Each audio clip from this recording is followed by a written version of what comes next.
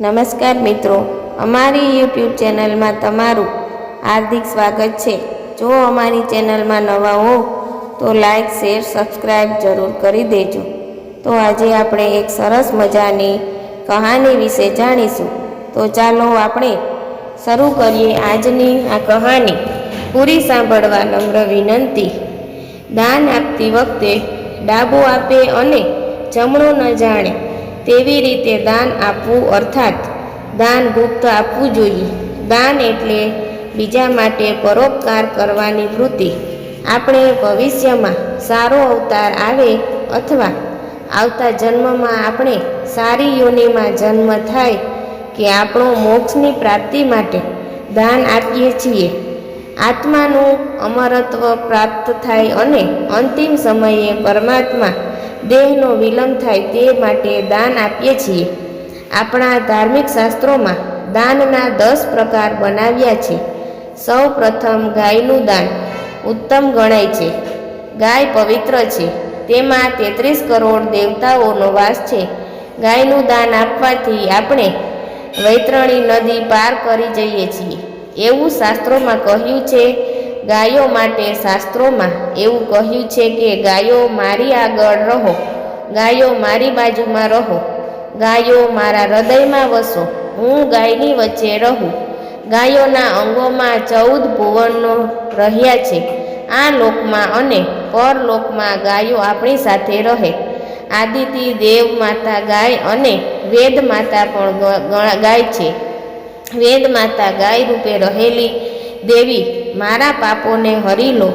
જ્યારે કુટુંબમાં પુત્ર રત્નની પ્રાપ્તિ થાય ત્યારે દાન અપાય છે।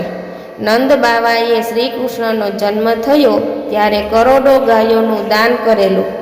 નચિકેતાના પિતા ઉદાલક મુનિએ પણ સેંકડો સોનાની ગાયોનું દાન કરેલું। આમ ગૌદાન ઉત્તમ ગણાય છે। આપણા પૌરાણિક શાસ્ત્રો અનુસાર મનુષ્યના મૃત્યુના 12મા દિવસે મૃતાત્મા વૈતરણી નદી પાર કરે માટે ચાંદીની કે પ્રત્યક્ષ ગાયનું દાન કરવામાં આવે છે। ગૌદાન આપવાથી સ્વર્ગની પ્રાપ્તિ થાય તેવી માન્યતા ગરુડ પુરાણમાં છે। લગ્ન પ્રસંગે દીકરીને સાથે ગૌદાન અપાય છે। ગૌદાનથી મનની બંધનથી કે કર્મથી કરેલા પાપો નાશ થાય છે। બીજા નંબરનું દાન ભૂમિદાન છે। પહેલાંના સમયમાં રાજા મહારાજાઓ, સમાજના શ્રેષ્ઠીઓ ભૂમિદાન આપતા હતા। ભૂમિદાનથી મનુષ્ય પોતાની આજીવિકા કમાઈ શકે અને તેનું જીવન ધન્ય થાય તેવી ભાવના હતી। શ્રીમદ ભાગવત કથા અનુસાર બલિરાજાએ વામન સ્વરૂપમાં રહેતા ભગવાન વિષ્ણુને 3 ડબ્બામાં સમસ્ત ભૂમિનું દાન આપી દીધું હતું। દાનમાં 3જા નંબરે તલનું દાન છે। તલનું દાન આપવાથી માણસને સમૃદ્ધિ મળે છે। 4થા નંબરે સોનું દાન આવે છે। પહેલાંના સમયમાં રાજા મહારાજાઓ અને ઋષિમુનિઓ સોનાનું દાન આપતા હતા। તેઓ વિદ્વાન બ્રાહ્મણોને સુવર્ણ દાન આપતા। 5મા દાનમાં ઘી ગણાય છે। ગાયનું શુદ્ધ ઘી દાનમાં આપવામાં આવે તો અશ્વમેઘ યજ્ઞ જેટલું ફળ મળે છે। મંદિરમાં દીવા માટે કે યજ્ઞમાં આહુતિ માટે ઘીનું દાન ઉત્તમ ગણાય છે। 6ઠ્ઠા દાનમાં વસ્ત્રદાન કહેલ છે। નિર્ધન કે ગરીબ વ્યક્તિને વસ્ત્રદાન કરવાથી ઘણું જ પુણ્ય મળે છે। તેના અંતર આત્માના આશીષથી આપણું કલ્યાણ થાય છે। 7મા દાનમાં અનાજનું દાન ગણાય છે। અન્નદાનમ મહાદાનમ એમ કહેવાય છે। અન્નદાનથી ભૂખ્યા જનોને જઠરાગ્નિ શાંત થશે। તેના અંતરમાં આશીર્વાદથી આપણું કલ્યાણ થાય છે, જેથી આપણી આર્થિક, સામાજિક અને આધ્યાત્મિક પ્રગતિ થાય છે। 9મા દાનમાં ચાંદીનું દાન આવે છે। જન્મ પ્રસંગે, લગ્ન પ્રસંગે ચાંદીના દાન અપાય છે। શય્યાદાન વખતે ગૌદાનમાં ચાંદીનું દાન અપાય છે।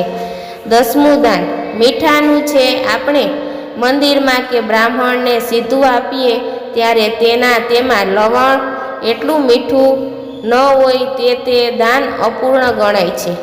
દાન આપતી વખતે ડાબો આપે અને જમણો ન જાણે તેવી રીતે દાન આપવું, અર્થાત દાન ગુપ્ત આપવું જોઈએ। કોઈ પણ જગ્યાએ આપણા નામની તકતી લગાવવામાં આવે તો તે કીર્તિદાન ગણાય છે. દાન શરમપૂર્વક, પ્રીતિપૂર્વક, સહાનુભૂતિપૂર્વક, લજ્જાપૂર્વક આપવું જોઈએ.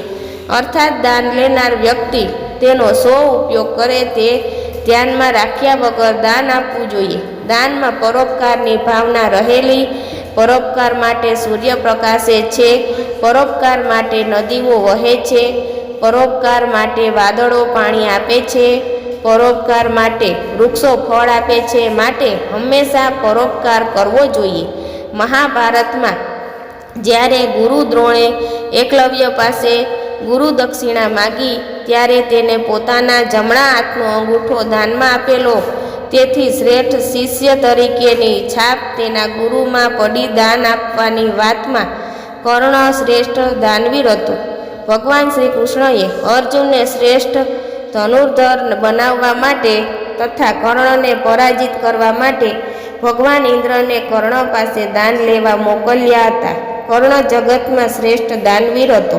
જ્યારે ઇન્દ્ર ભગવાન બટુક બ્રાહ્મણનું રૂપ લઈ કર્ણ પાસે આવ્યા ત્યારે કર્ણને તેમને દાનમાં આપવાની ઘણી વસ્તુ માગવા હતી કહી પણ ઇન્દ્રએ ના પાડી. છેવટે ઇન્દ્રએ કર્ણના કવચ અને કુંડળ દાનમાં આપવા કહ્યું. ત્યારે કર્ણે તરત જ તે દાનમાં આપ્યું. કર્ણ માનતો હતો કે પવનથી મજબૂત વૃક્ષો ઉખડી જાય છે. પ્રયત્નપૂર્વક મેળવેલી વિદ્યા ક્યારેય વિસરાઈ જાય છે. પણ અગ્નિમાં હોમેલું અને દાનમાં આપેલું તેમનું ટકે છે. ઉત્તમય અંગય તથૈવ તિષ્ઠિસ્ત.